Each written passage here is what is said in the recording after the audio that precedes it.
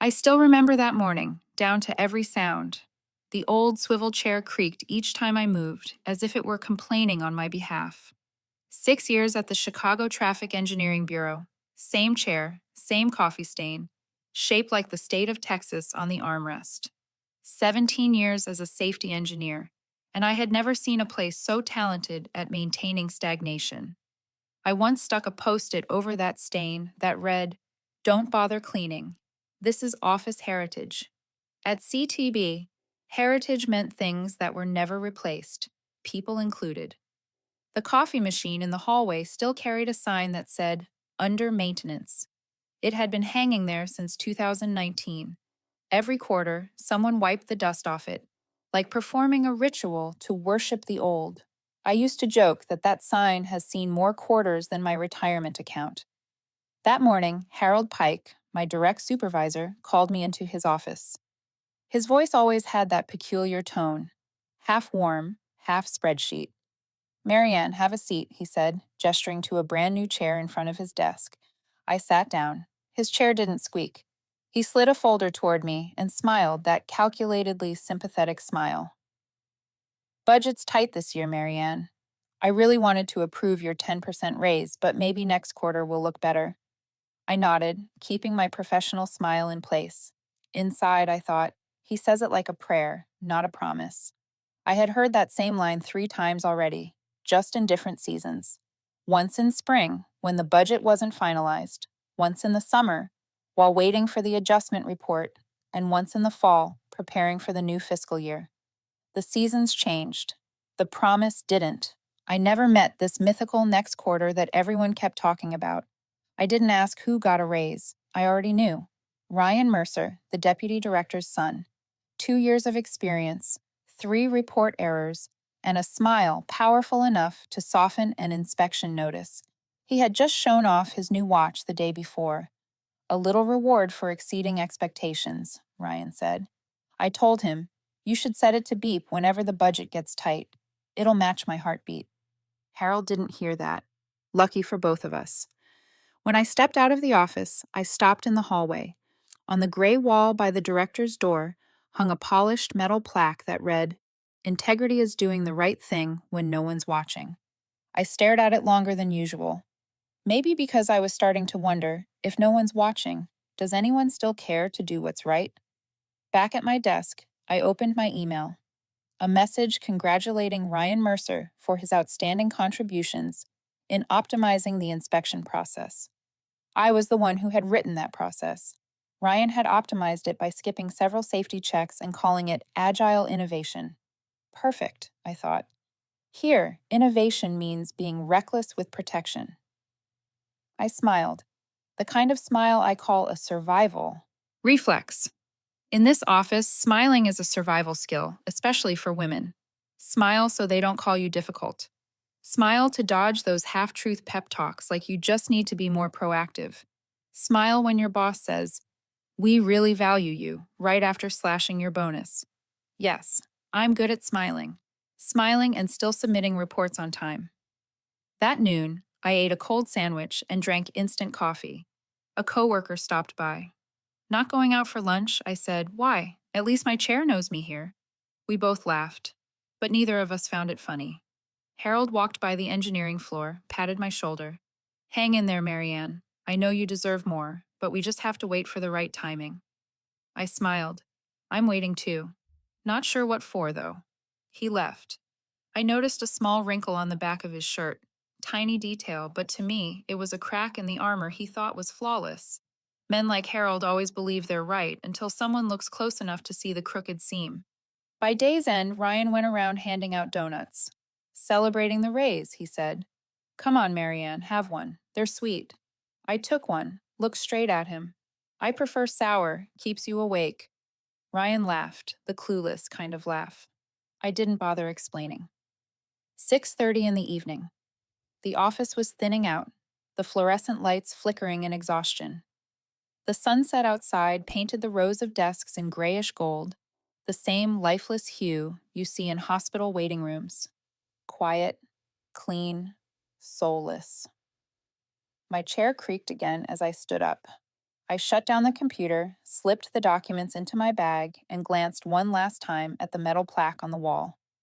It reflected my shape, blurred and distorted. I didn't know then that months later, that very plaque would be taken down quietly when everything blew up.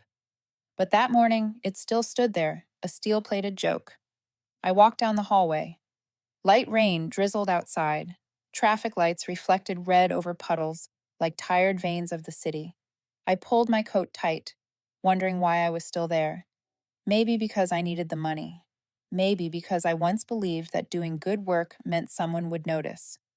Or maybe because I forgot that my worth wasn't printed on a paycheck.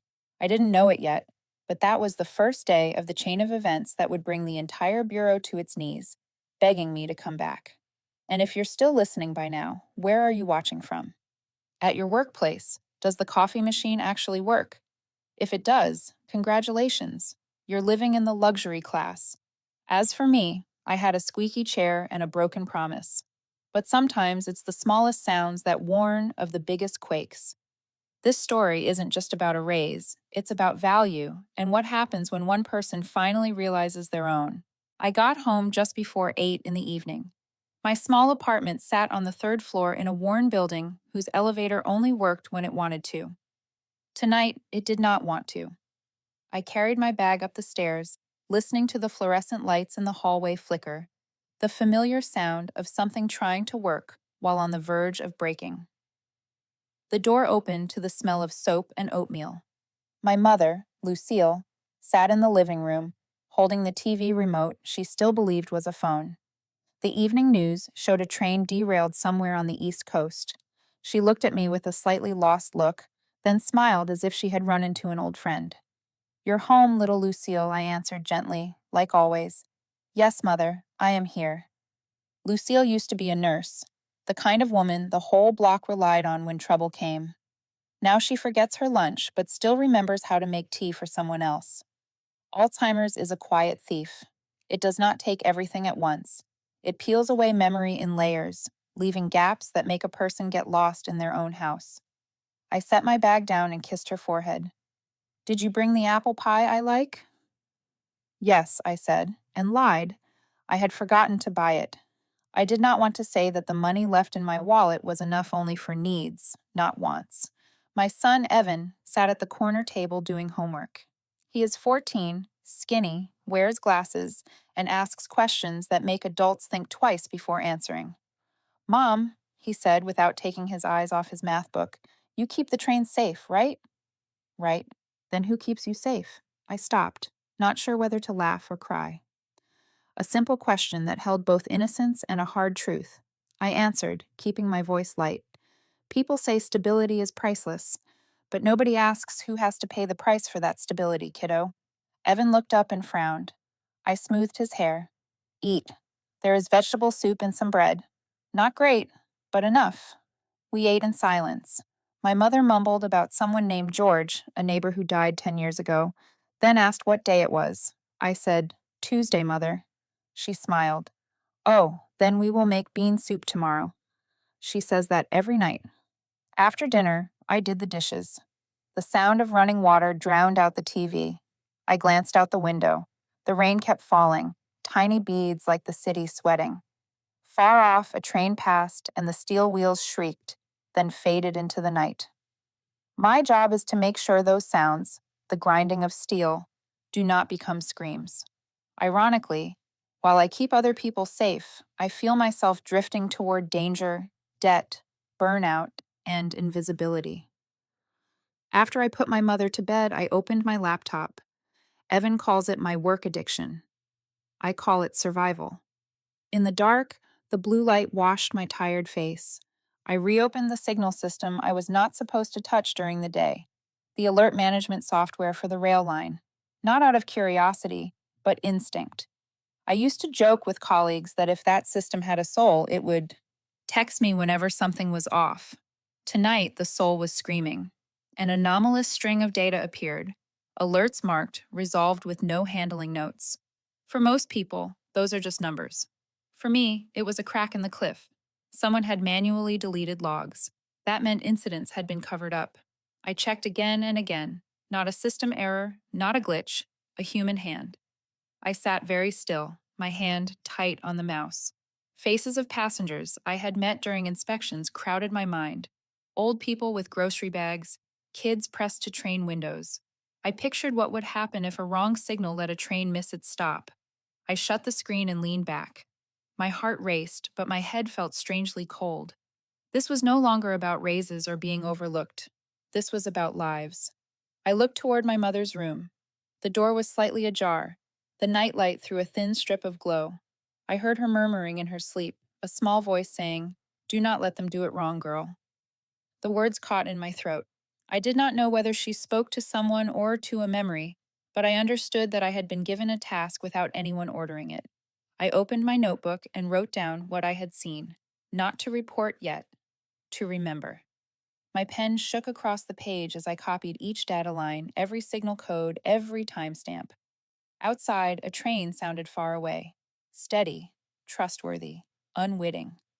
Evan came out, yawning. "You still awake?"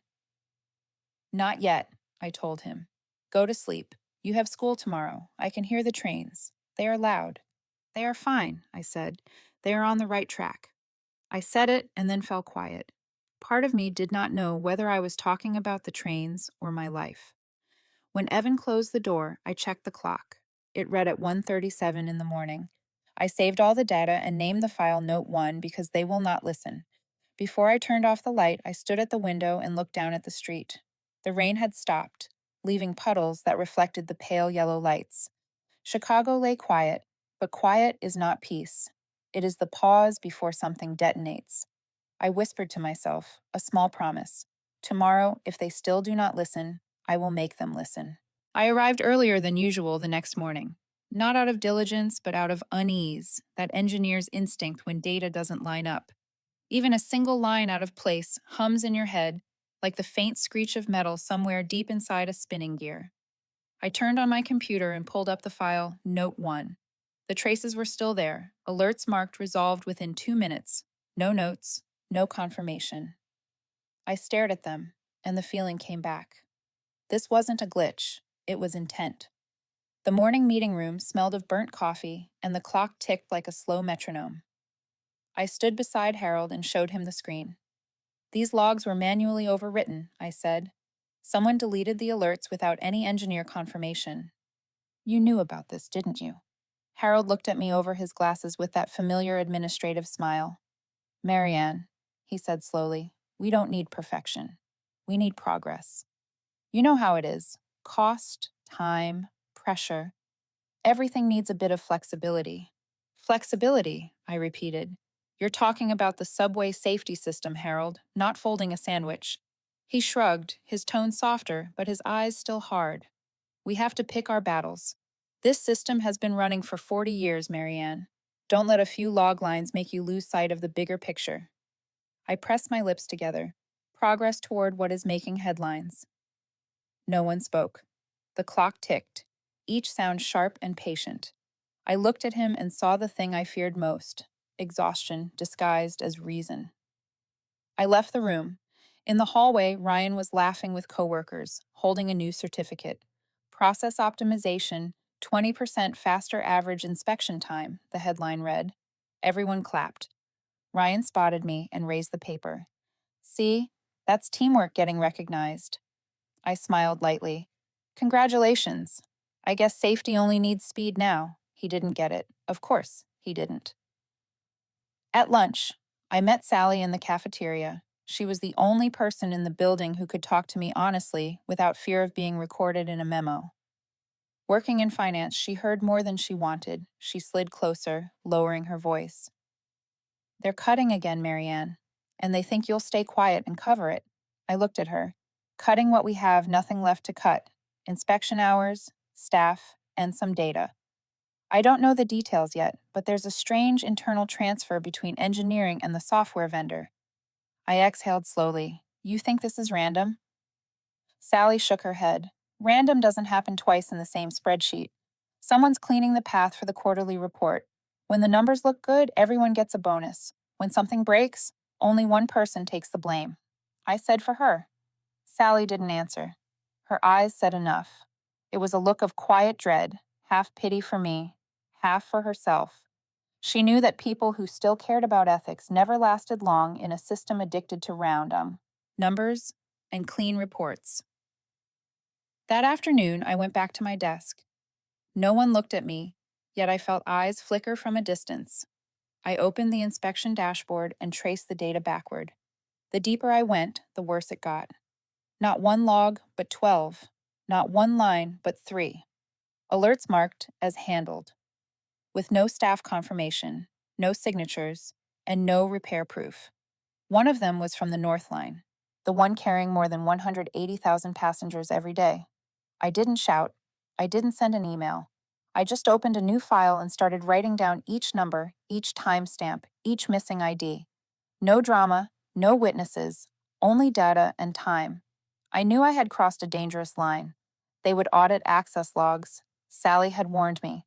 But if I stayed silent, I would become part of the very deceit I despised.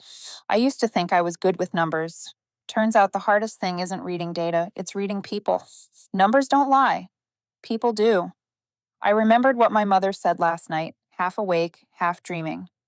Don't let them do it wrong, girl. Her voice echoed in my head, both reminder and command. I named the new file Ledger, Chain A, Evidence. The first line I wrote was, "If they think I will stay silent, they are wrong." I saved it in the secure drive and turned off the screen. Outside the window, rain drizzled. The yellow light reflected on the desk, casting my shadow long like an endless track. Tomorrow I will act like nothing happened. But inside, I knew the wheels had already started turning. Thursday morning, I stopped by the supermarket before work. The electronics shelf sat beside the bakery counter, the smell of butter and sugar coating the cheap plastic gadgets with a fake sweetness. I picked 2 of the cheapest USB drives, $12 each. Small, dull black, perfect weapons for anyone trapped inside bureaucracy. Compact, cheap, and deadly. Out in the parking lot, I peeled off the label, heard a tiny snap, and smiled to myself. The strongest weapon in any bureaucracy is a $12 USB. When I stepped into the office, the air still carried the staleness of old coffee and the flicker of fluorescent lights. I sat down, plugged in one of the new drives, and opened an empty folder named Safety Ledger, the Book of Safety, not for display, but for remembrance. I began copying everything: alert logs, technical reports, confirmation emails, and even those resolved entries with no signatures. Each file got a timestamp, precise and patient, like I was stitching pieces of evidence with invisible thread. By noon, I went to see Sally in finance. She sat between 2 Excel screens, one for expenses, one for payments to the software vendor. The cells blinked like they were whispering secrets. "I need a few things," I said. She looked at me, then quietly closed the office door. "Let me guess. The recent process optimization expenses," I nodded. Her fingers tapped fast, like rain. She exported the data, zipped the file, and said softly, "On the system, it'll show as a backup routine. No one will notice." I smiled. "I owe you an apple pie." She didn't smile back. "You owe me a safe city. We'll settle the pie later." I slipped the first USB into my pocket, my hand trembling slightly. Not from fear, but from the realization that from now on, every move could be labeled betrayal. That afternoon, I captured screenshots of internal emails. Harmless sentences that were anything but harmless, adjusted inspection targets to meet expectations, shortened confirmation timeline, streamlined approval process to meet quarterly goals. The word streamlined sounds comforting until you realize it means skipped. That night, I opened the anonymous reporting portal of the Federal Safety Commission. The interface was cold and polite, like a civil servant who didn't want involvement. I attached a few samples, scrubbed my identifiers, and wrote briefly. Alert logs are manually overwritten. Please check internal access records between 9 and 10 a.m. on the following dates. I pressed send. The screen read, "Your report has been received." No name, no case ID, no response. Just silence. The kind of silence that makes you wonder whether you were heard or swallowed. I closed the browser and pocketed the USB. One stayed in my coat, the other slid into my field log binder. Caution. That's survival in this world. The next morning, I was called into a meeting. Harold began with his usual smooth lines about teamwork, unity, and perseverance. Then came the real part. Marianne, we're temporarily reassigning you to a field coordinator role. A hands-on mission, very important. You'll serve as the bridge between engineering and operations. Bridge, bureaucratic code for demotion. I looked around the room. Some people stared at their notes. Others kept their heads down. Ryan leaned back with that half smile. I accept, I said calmly. If the field is where the right thing still matters, I'll be there. Harold nodded, relieved, like he'd just extinguished a small fire. When I walked out, my footsteps echoed on the tile floor. Each one was firm, though I no longer carried a title. And strangely, that felt lighter. Titles weigh more than people think. In the elevator, Ryan turned to me, flashing his polished grin. You should smile more. Positive people get trusted faster. I looked straight into the mirror, adjusted my hard hat. I have smiled, I said quietly. Just not at the right people. The South Line greeted me with cold wind and the smell of machine oil. Old tracks, blinking signals. I stood there listening to each relay click, each metal pulse like the heartbeat of a steel creature. The young technician beside me hesitated. Ms. Holt, why do you check everything so thoroughly? Everyone else just ticks the checklist. Checklists are fine, I said, if they're written by people who want to find mistakes, not by people who want to finish. He scratched his head, embarrassed. I didn't blame him. It wasn't his fault. He just hadn't learned yet that this system values time more than lives. I noted every detail. Fresh glue on the joints, a maintenance tag with the wrong month, and bolts under-torqued. Small things. But in my world, small errors are what start the big headlines. By late afternoon, I uploaded everything to the safety ledger.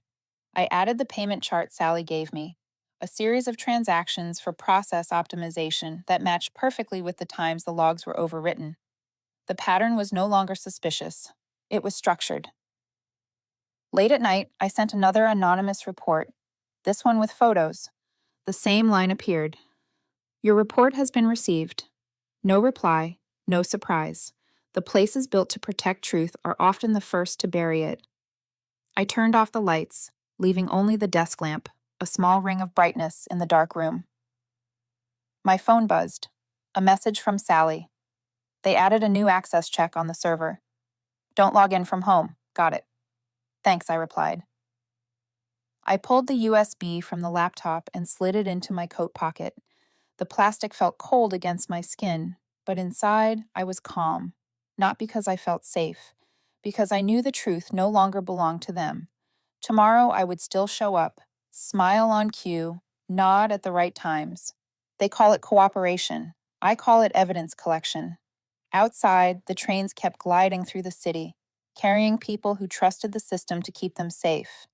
They didn't know that someone was saving every log, every photo, every loose bolt.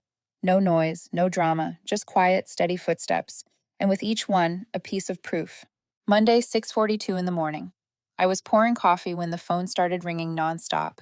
The night shift operator's voice was hoarse and trembling on the other end. Ms. Holt, the North Line nearly collided. Trains 407 and 409 came within 90 seconds. The signal failed to respond to the stop command.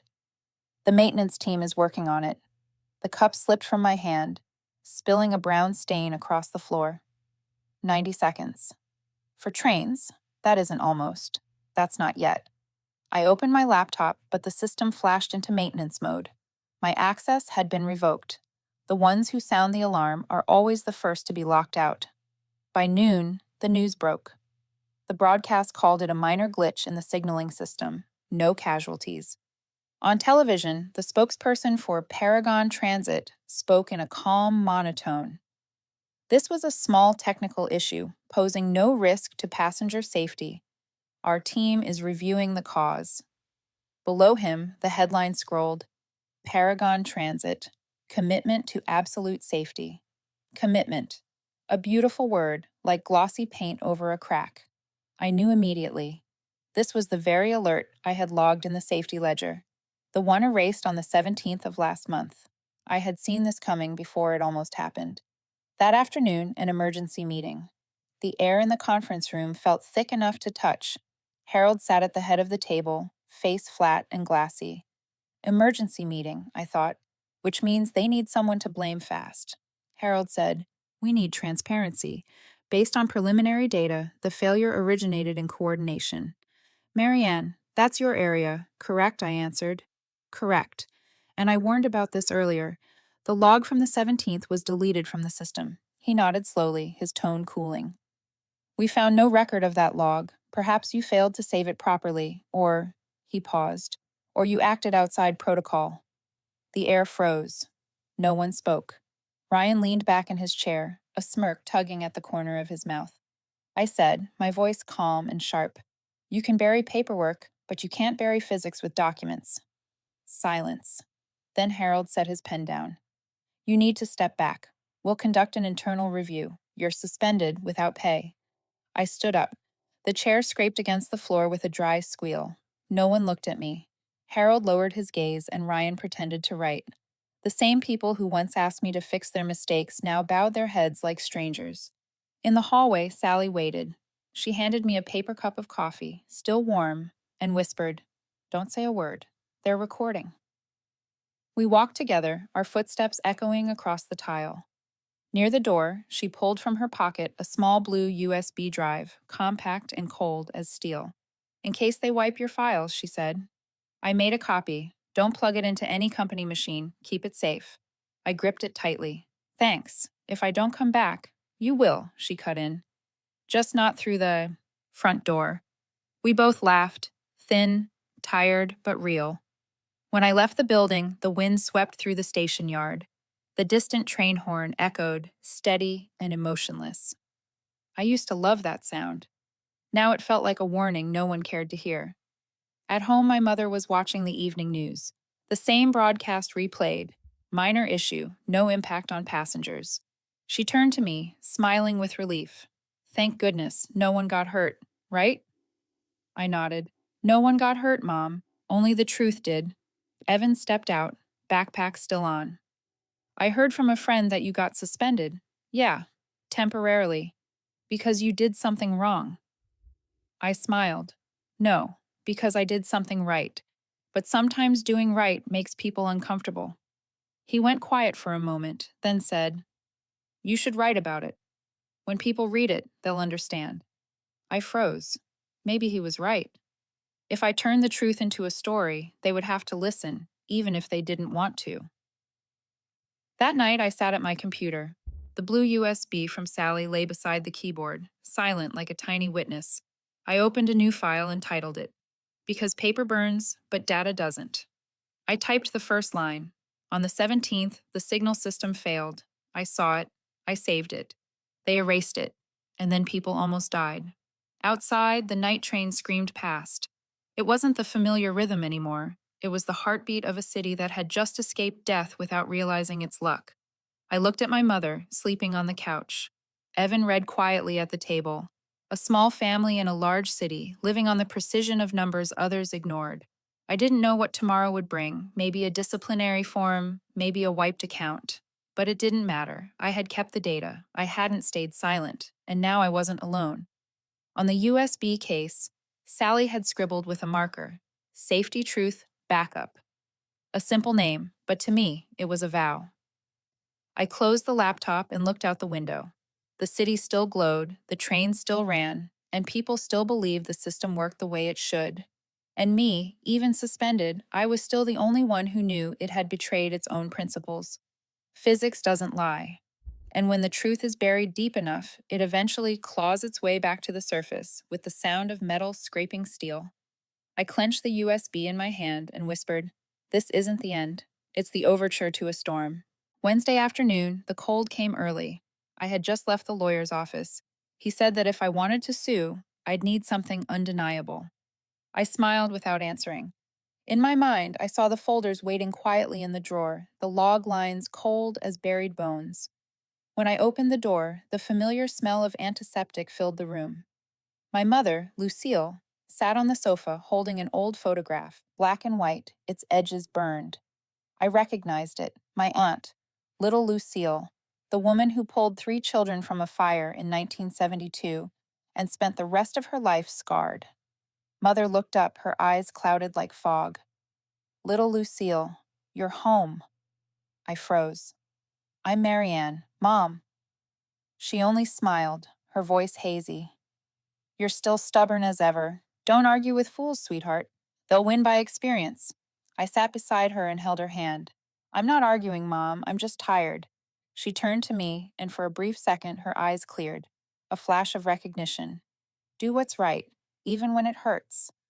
Then she closed her eyes, her hand still clutching the scorched photo, lips moving softly in prayer. I sat there a long time. The room was filled only with the sound of the clock, each tick stabbing the silence. That night, Evan was already asleep. The apartment glowed faintly under the hallway's yellow light. I sat by the window, looking toward Lake Michigan. The water was dark, the wind sharp, city lights fractured like broken memories. I thought of my mother's words and my aunt's face, the woman who never won a medal but lived in every story of courage. She once said, "Saving people isn't about being strong. It's about knowing that if you don't, no one will." A train passed by, its headlights sweeping across the window before vanishing. I wondered if anyone on that train knew they had just survived because of an alert someone had tried to erase. I laughed quietly, bitter and exhausted.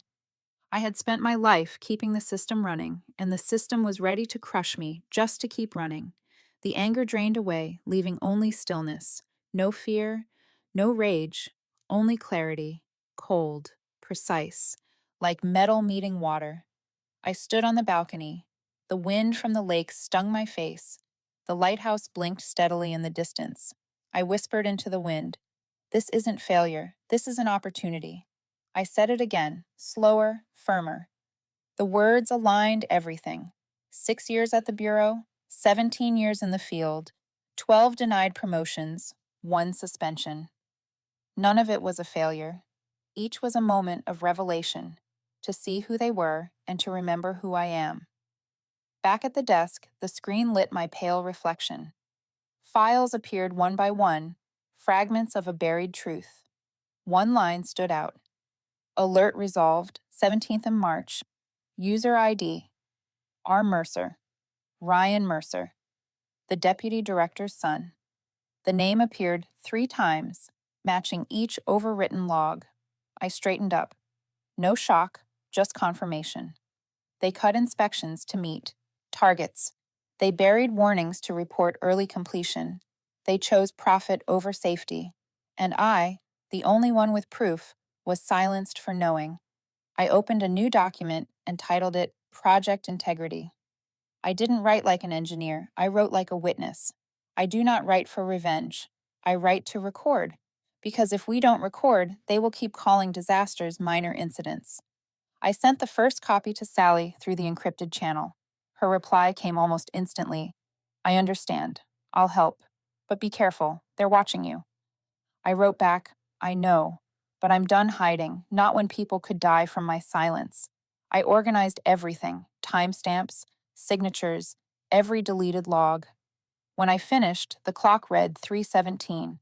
The moon blurred across the window. I felt calm, the kind of calm that comes when metal aligns perfectly on the blueprint. Outside, Lake Michigan lay still. Inside, my mother slept peacefully, her face soft. Maybe she still thought I was little Lucille. Maybe, in some way, she was right. I smiled and wiped away the tears. Tomorrow I will act, no longer as someone suspended, but as the one bringing the truth to light. I heard my mother's trembling voice in my mind. Do what's right, even when it hurts. The words echoed like the sound of a night train rolling through the dark. Not advice, but a reminder that sometimes the line between cowardice and integrity isn't about shouting. It's about standing still while everyone else bows their heads. I looked out the window one last time. The lake was calm, cold, resolute, and I whispered so softly that even I barely heard it. This isn't failure. This is an opportunity. That morning, I woke earlier than usual. The Chicago sky hung heavy and gray, like damp paper ready to tear. I brewed coffee and set the cup beside my laptop. The words Project Integrity glowed on the screen, silent but weighty. Sally's first message came at 6:14. I have the software cost data and the March adjustment log. They match. I opened the file she sent. Two data sheets, technical and financial, aligned minute for minute. The signal failure hadn't been random. It had been fine-tuned, deliberately, to make the progress report look faster. I whispered as if she could hear me from the next room. We don't need to redraw the truth. We just need to expose its design. That morning, we worked in silence. Sally from finance, me from home, both refining the simulation. When I ran the model for the first time, the screen lit up in red. Signal conflict detected. I stared at it, my heart pounding, not from fear, but from proof. I saved the file and named it Model Truth V3. The name sounded cold, but to me, it was beautiful.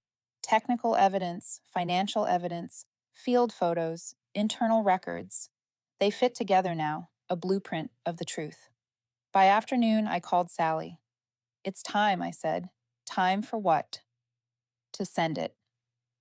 The first person who came to mind was Tom Reyes, the journalist who exposed the Denver signal fraud back in 2009. I remembered his article, back when people still believed engineers protected the truth.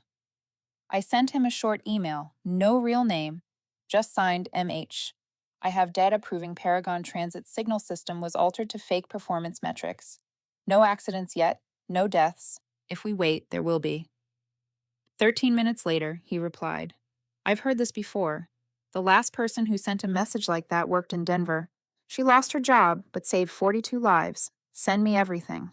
I hesitated a few seconds, then uploaded all of Project Integrity, 772 megabytes of truth. Tom called right after. His voice was rough, steady, the voice of someone who had lost more fights than he'd won. You know what you're touching, right? I know, but I can't not touch it. All right, I'll verify it. But tell me one thing. Do you want your name in this? I paused, looking out the window where the wind swayed the power lines. No need.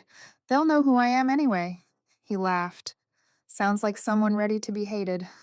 No, just someone ready to be right. 2 days later, the Federal Transit Administration received an official copy of Project Integrity through Tom. The acknowledgement form had one line, case file opened, a preliminary review initiated. I read it again and again. The feeling wasn't joy or sorrow, just release. The truth had started moving, slowly but surely. Inside Paragon Transit, the storm broke fast. Harold called an emergency meeting. The room was sealed tight, but rumors moved faster than the network. We have an internal leak, he said, voice flat as a verdict. Someone sent data. Outside. We need to find them immediately. I sat in the corner, notebook open, pretending to jot things down. Ryan leaned against the wall, eyes darting, feigning calm. No one spoke, only the sound of my pen scratching paper. Harold looked at me. Marianne, have you heard anything? Has anyone in engineering seemed suspicious? I lifted my head, my face so neutral it startled even me. I just focus on my work. I'm not great at spotting traitors, Ryan scoffed. You'd better learn, Marianne. The company's on fire. I smiled faintly. I'm used to fire. I just need to know which way the wind's blowing. A few people gave awkward laughs. The meeting ended with no name to blame. That evening, Sally called. They suspect you yet? Yes, but they have no proof. They still think I'm too obedient to fight back, and they're wrong. This time, very wrong. I turned on Channel 7. At the corner of the screen, a small caption read, Federal Transit Administration confirms review of possible signal fraud in Paragon Transit System. Below it, in small print, was Tom Reyes's name, a tiny period ending a long silence. I leaned back and closed my eyes. For the first time in months, I could breathe deeply. The FTA had opened a file, which meant the truth no longer belonged to me. It had its own timetable now. The next morning, Paragon's office buzzed like a hive in panic. Harold avoided my eyes. Ryan slammed a folder on the table, hissing through his teeth. Someone wants to destroy this company. Whoever it is will pay. I stood slowly, straightened my collar. The price of truth is always high, but worth it. Then I walked out. My heels echoed down the cold tile corridor. No one knew that inside my coat pocket, the USB labeled Safety Truth Backup was still there. Small, worn, but unbreakable. That afternoon, I sat in a cafe overlooking the tracks.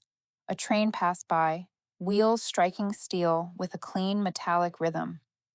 Everything felt slower, like the world was inhaling before the real storm. A message from Tom popped up. FTA confirmed a full investigation. They've issued a data preservation order to Paragon. Get ready. Big waves are coming. I typed back. The truth keeps its own schedule. Outside, sunset spilled over the lake, turning the windows into streaks of light, fragile but bright. I knew this wasn't over. But this time, I wasn't the silent one. The truth keeps its own schedule. I repeated it to myself and felt calm, the kind of calm only someone who has chosen the right side can truly understand. 6 months later, Chicago was still cold, but the chill no longer cut through my skin the way it used to. Maybe because I had moved to a small apartment near the harbor where the wind from Lake Michigan felt gentler, or maybe because the storm inside me had finally gone quiet. The FTA released its investigation results on Monday morning. The news spread everywhere: television, headlines, even the little cafe screen where I had my coffee every day. The Federal Transit Administration confirms that Paragon Transit's signal system was manually altered to falsify performance metrics. 2 senior executives were found directly responsible. And then came the line I had waited 6 years to hear. Chief Executive Officer Harold Tate was dismissed. Chief Engineer Ryan Mercer suspended from practice for 3 years. I stirred my coffee. The foam swirled, then faded. No triumph, no satisfaction, just the sense that everything had returned to where it belonged. At the next table, 2 people were talking. I heard someone inside leak the evidence. Probably an engineer. Brave one. I smiled. Sometimes, no one needs to know the name of the person who did the right thing. They only need to know the wrong thing has ended. That afternoon, the FTA sent me an official letter. We would like to invite Mrs. Marianne Holt to serve as an independent advisor in developing the next generation signal safety standards. I read the phrase independent advisor over and over. It sounded like another way of saying free. I accepted, not out of pride, not out of revenge, because I understood if I didn't rewrite the rules, someone else would bend them again and call it progress. 3 weeks later, I joined a team of young engineers at the FTA, people who hadn't yet learned how to be afraid. We rewrote every standard, every inspection protocol. I titled the document the Safety Ledger, the same name I'd once given the file hidden on that old USB. Then, one Friday afternoon, my phone rang. The name flashing on the screen made me laugh. Harold Tate. I almost ignored it, then picked up, not out of curiosity, but because I wanted to hear how he would try. Marianne, his voice rasped, we could renegotiate your salary.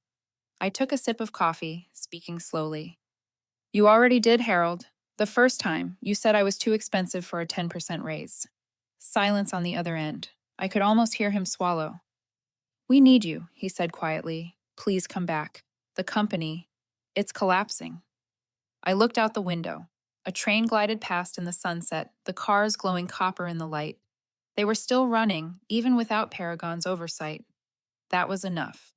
I can't come back, Harold, I said softly but firmly. Some bridges, once burned, are meant to stay ash. All I heard next was a long, weary breath. I hung up. No more words needed. The next day, I sent Paragon one final file, not a threat, not an apology. Inside was the complete safety manual I had written with the FTA. 215 pages, detailed, transparent, public, not for them. For the people, the ones who boarded the trains each morning, believing someone was keeping watch. At the bottom, I signed Marianne Holt, Independent Safety Consultant. When I hit send, I closed the laptop. It felt like finishing a 6-year symphony. That evening, I took Evan for a walk along the pier. He pointed toward the lighthouse, its beam flashing in a steady rhythm. Mom, is that where you work now? I smiled. No, sweetheart. I just help it shine at the right time. He nodded, eyes bright. Like how you keep the trains from crashing. Exactly like that, I said. We sat on an old wooden bench. The waves hit the concrete in slow, steady beats. I saw my reflection on the water, clear, but never trying to stand out. That's how I wanted to live. A week later, the headlines read, Paragon Transit agrees to full restitution, cancels 2 projects, and restructures leadership. Harold vanished from the media. Ryan moved to Texas, started a small consulting firm on performance optimization. I didn't care. The truth had done its work. The FTA sent a final letter of gratitude. The safety framework developed by Mrs. Holt has been approved. Her name will be archived in the National Technical Registry. I read it, folded it, and placed it in a drawer. No frame, no display. A single sheet of paper can't define the worth of 6 years of persistence. On the last night of summer, I stood on the balcony watching the distant trains. No alarms, no red signals, just the quiet, steady rhythm of steel and trust. I whispered to myself, this isn't revenge. This is justice. Evan ran out, holding his phone. Mom, they wrote about you, the engineer whistleblower who saved thousands. I took the phone, glanced at the photo. It was just my silhouette, facing the lake, faceless, silent. I handed it back and smiled. Don't believe everything you read, Evan. Then who should I believe? I rested my hand on his shoulder. Believe in what's right, even when no one's watching. We sat quietly, watching the lake shift from gray to silver. The wind carried the scent of steel, salt, and time. Somewhere out there, a train horn sounded, long, deep, and safe. Some bridges, once burned, are meant to stay ash. But sometimes, from that ash, people learn how to build again, stronger, cleaner, aligned with the truth. 1 year later, spring returned to Chicago as if the gray days had never existed. Grass grew again along the tracks, and the rail system ran safely, right on time. Morning trains slid past like the steady breath of a city that had stopped panicking. My name no longer appeared on Paragon's employee board, but it sat instead on the Federal Transit Administration's list of independent consultants. They called me when a system needed reviewing, or when a new company wanted to do things right from the start. I accepted, working part-time. The rest of my week belonged to teaching at the University of Illinois, a small class called Ethics for Engineers in the Real World. I liked the way my students looked at me, not as a hero, but as proof that silence isn't always a virtue. My apartment was quieter now. My mother, Lucille, had passed one gentle morning, sunlight drifting through the curtains like a thin blanket. I still remember her hand on my cheek, her trembling voice mistaking me for her sister. Do what's right, even when it hurts. That line replayed in my head like an old promise that never aged. On a small wooden shelf, her photo rested beside Evan's diploma. My boy, or rather the young man, had just earned a scholarship in engineering. He said, Mom, I'm going to design systems so no one has to risk their life to fix them. I smiled and brushed his hair. Then make sure it works right the first time. That afternoon, as I prepared my lecture, an email notification popped up. The sender, Sally B. The system finally works as it should, Marianne. No fake errors, no polished reports. Everything runs really stable, clean. I just wanted you to know. People don't laugh when they hear your name anymore. They go quiet. And sometimes, silence is the only way people admit they were wrong. I leaned back and smiled. They thought I wanted revenge, I murmured. I just wanted safety. Revenge was only the side effect. That night, I opened my laptop. The YouTube window glowed with the small channel I had started months ago, Quiet Revolutions, a place for small stories, from people who had stood up when everyone told them to sit down. I didn't have many viewers, maybe a few thousand, maybe just a few hundred, but every comment felt more valuable than any number. One said, I'm an accountant. They told me to alter reports. I refused. They transferred me, but I sleep better. Another wrote, I'm a nurse. I spoke up when a surgery went wrong, got disciplined, but the patient lived. Thank you for sharing your story. I read each one. I didn't reply to all.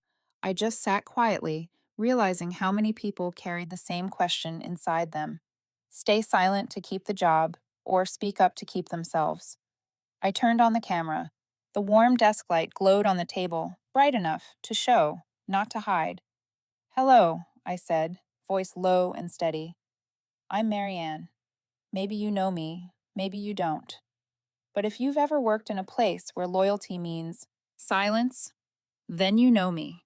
I paused, looking straight into the lens. Sometimes, doing right doesn't need to be loud. It just needs to be firm. I'm not against anyone. I just chose the side of safety. And I believe you have a story like that too. I rested my elbow on the desk. If you've ever spoken up about something someone tried to hide, share your story in the comments. Tell me where you're watching from. Because these stories, they don't belong to one person. They belong to all of us. I smiled, this time for real. And if you'd like to hear more stories of quiet revolutions, hit subscribe. It helps this channel more than you think. After I stopped recording, I sat still under the lamp, listening to the faint sound of trains in the distance.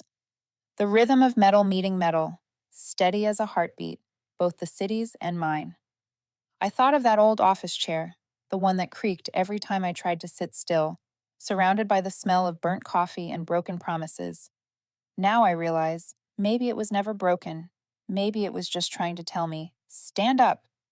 I laughed softly, because really, who among us hasn't had a chair that creaked in their life? I paused, looking at the dark screen before closing the laptop. I was simply the first to stand. Outside, the rain began to fall. Droplets hit the window, stretching the golden reflections of the streetlights. Somewhere out there, a train horn sounded, long, low, and safe.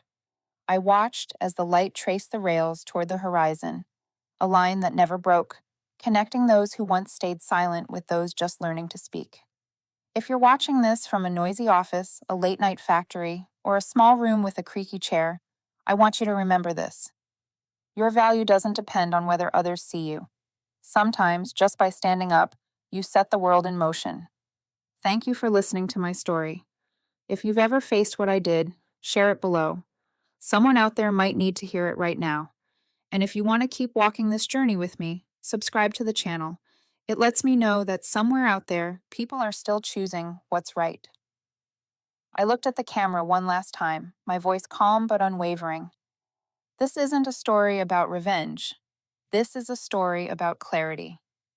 Because from the ruins, sometimes what rises isn't anger, it's belief. The screen faded to black. The train sounded again, long, deep, and safe. And in that moment, I knew. I had stood up.